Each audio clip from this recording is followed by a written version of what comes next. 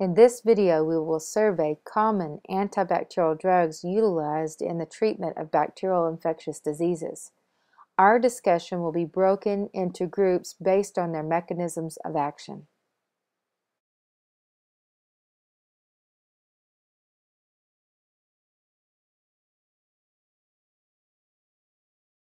Those drugs known as beta-lactam drugs are antimicrobial drugs that contain a beta-lactam ring that has 3 carbons and 1 nitrogen. The beta-lactam ring is the reactive component. These drugs include the penicillins and cephalosporins. They act to interfere with cell wall synthesis in the final stages of the construction of the cell wall by interfering with proteins that are responsible for cross-linking the peptidoglycan. Many of the beta-lactam drugs are semi-synthetic drugs. Alterations have been made to the natural beta-lactams to make them more stable and allow them to act against a wider range of bacteria. The group of drugs known as the penicillins includes over 50 chemically related antibiotics. All of them have the beta-lactam ring with different side chains attached. Some of the penicillins are naturally produced by fungi, while others are semi-synthetic. Drugs belonging to the penicillin group are generally mild and well tolerated by patients because its mechanism of action is specific for cell walls, which are not present on animal cells. Penicillins do pose some disadvantages. One disadvantage that is seen with penicillins is that some individuals have allergies to the drugs. An allergy to a drug is not the same thing as toxicity. Another issue with penicillins is that a number of bacteria have developed resistance to the penicillins. Their resistance is due to the ability to produce chemicals known as penicillinases or beta-lactamases that act to destroy the beta-lactam ring, thereby inactivating the drug. Some names you may recognize that are classified within the penicillin group include ampicillin and methicillin. The cephalosporins are a newer group of drugs than the penicillins. They account for a majority of all antibiotics administered. They, like the penicillins, contain a beta-lactam group, so their mode of action is similar to that of penicillin. They, however, are resistant to most penicillinases. Cephalosporins are relatively broad-spectrum drugs that cause fewer allergic reactions than the penicillins.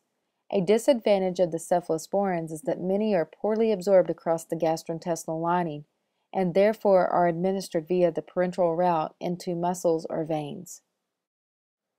Aztreonam is a beta-lactam drug that differs from the penicillins and cephalosporins in that it only has a single ring, whereas the drugs we have previously discussed had a 2-ring chemical structure. Therefore, the drug is called a monobactam. Aztreonam are narrow-spectrum drugs used against gram-negative bacteria. Because its chemical structure differs enough from penicillins, it usually does not cause the allergic responses seen with penicillin use. It may be used for patients with known allergies to penicillin drugs. Vancomycin, another drug used to target bacterial cell walls, binds to the cell wall and prevents the addition of NAM subunits by interfering with the formation of crosslinks. It specifically targets alanine-alanine bridges. Vancomycin is a narrow-spectrum drug used against gram-positive bacteria. Vancomycin has been used to treat penicillin and methicillin-resistant staphylococcal infections. However, the widespread use of vancomycin to treat such infections has led to the development of vancomycin-resistant enterococci, also known as VRE. The enterococci are gram-positive, opportunistic pathogens that are part of the normal flora of the intestines. They are opportunistic pathogens that account for approximately 10% of nosocomial infections. Bacitracin works at an earlier stage in the synthesis of cell walls. It works to block the movement of NAG and NAM subunits out of the cell into the cell wall, thereby interfering with the elongation of the linear strands of the peptidoglycan. Bacitracin is a narrow-spectrum drug that acts against gram-positive bacteria. The drug is one of 3 drugs found in triple antibiotic ointments such as Neosporin. It is used superficially to target staphylococcal and streptococcal infections. As we have learned this semester, bacteria in the genre Mycobacteria incorporate mycolic acids into their cell walls that protect them from desiccation and from chemical treatment. The cell walls of these bacteria have an extra layer containing arabinogalactin mycolic acid. Mycobacterial cells grow much more slowly than other gram-positive bacterial cells because of their need to synthesize this extra layer. Whereas the generation times of most species are 1 to 3 hours, mycobacterial cells only reproduce every 12 to 24 hours. Drugs that interfere with the synthesis of their cell walls will require much longer exposures before they are able to cause enough damage. Isoniazid and ethambutol are two drugs that specifically target the mycolic acid components of their cell walls. Because these drugs only target mycolic acid, they are narrow-spectrum drugs. Isoniazid acts by interfering with the synthesis of mycolic acid, whereas ethambutol prevents the mycolic acid from being incorporated into the cell wall. Both of these drugs are used to treat patients with tuberculosis, and both drugs require that the patient take them for months or even years to eradicate the infection.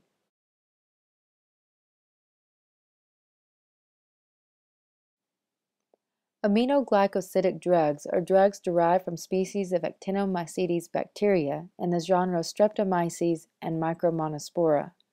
They are relatively broad-spectrum drugs that act to inhibit protein synthesis by interfering with the initial steps of protein synthesis, by binding to and changing the shape of the 30S subunit, causing mRNA to read incorrectly. Some representative drugs within this group are streptomycin, gentamicin, and neomycin. Streptomycin is among the oldest of drugs, discovered in 1944. It has gradually been replaced with newer, less toxic drugs. Streptomycin is still used for bubonic plague. Gentamicin is less toxic and has been used for treating Pseudomonas infections. And neomycin is one of the drugs in the triple antibiotic ointments used for topical treatment. Tetracyclines are broad-spectrum drugs that interfere with protein synthesis by binding to the 30S subunit of the ribosome to prevent the attachment of incoming tRNAs. This stops the elongation of the polypeptide. Tetracyclines are limited by their side effects. Side effects include gastrointestinal upset caused by the interruption of the normal gastrointestinal flora, permanent discoloration of teeth, and interference with bone development of a fetus. Chloramphenicol is a small molecular weight drug that acts by binding to the 50S subunit, blocking its enzymatic activity and thereby preventing peptide bond formation between amino acids. The small molecular size permits it to diffuse into areas of the body that are normally inaccessible to many other drugs. Chloramphenicol is very toxic to cells. In fact, it acts to suppress bone marrow activity. Due to this toxicity, it is restricted to treatment of typhoid fever and brain abscesses, for which there is no other alternative. The macrolide and lincosamide drugs act in a similar fashion to inhibit protein synthesis. These drugs attach to the 50S subunit of the ribosome in such a manner that it prevents the movement of the ribosome from one codon to the next. Macrolides are characterized by the presence of a macrocyclic lactone ring. Drugs in this group include erythromycin, azithromycin, and clarithromycin. Among them, erythromycin has been one of the more commonly prescribed of the macrolide drugs. Erythromycin has commonly been used as an alternative to penicillin to treat streptococcal and staphylococcal infections in children. Clindamycin is a lincosamide that has been used to treat infections caused by anaerobic microorganisms. However, this drug has been linked to problems with secondary infections caused by Clostridium difficile. Oxazolidinone, also known as linezolid or Zyvox, is a newer drug that was developed in response to vancomycin resistance and was approved in 2001. The drug is a synthetic drug that interferes with protein synthesis by binding at the interface of the 30S and 50S subunits, thereby preventing their association and as a result preventing the initiation of translation. It is hoped that because the drug is totally synthetic and is not found anywhere in nature, that resistance will develop more slowly. Oxazolidinone acts against gram-positive bacteria and has been used to treat methicillin-resistant Staphylococcus aureus infections and vancomycin-resistant Enterococcus infections.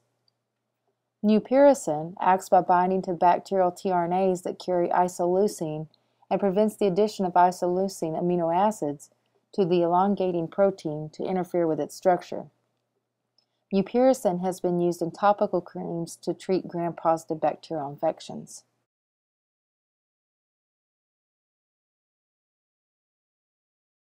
Polymyxins are peptide antibiotics with a fatty acid component that contributes to their detergent action. They cause a channel to form through the cell membrane, thereby damaging its integrity. The polymyxins are very toxic to the kidneys and are therefore usually used for topical treatments.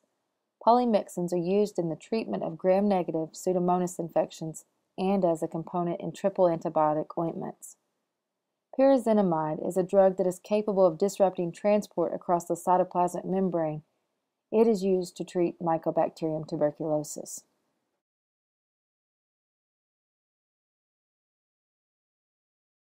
The sulfonamides or sulfa drugs were among the first synthetic drugs.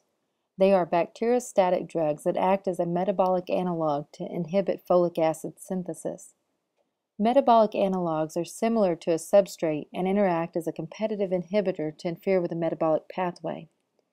Sulfonamides are metabolic analogs of para-aminobenzoic acid, also known as PABA. PABA is required for the metabolic pathway that produces folic acid. Folic acid is necessary for the synthesis of nucleotides for DNA and RNA.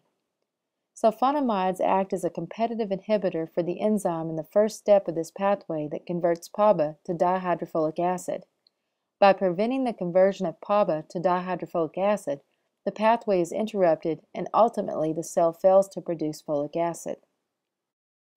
Another drug, similar to the sulfonamides, is trimethoprim, which acts as a metabolic analog of dihydrofolic acid to interfere at the second step in the same pathway. Sulfonamides and trimethoprim are often given in combination. These drugs are broad-spectrum drugs, but resistance to them is widespread.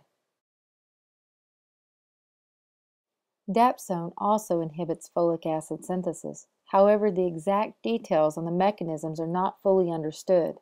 It is believed that they function much like the sulfonamides in their mode of action. Dapsone is used to treat tuberculosis and leprosy.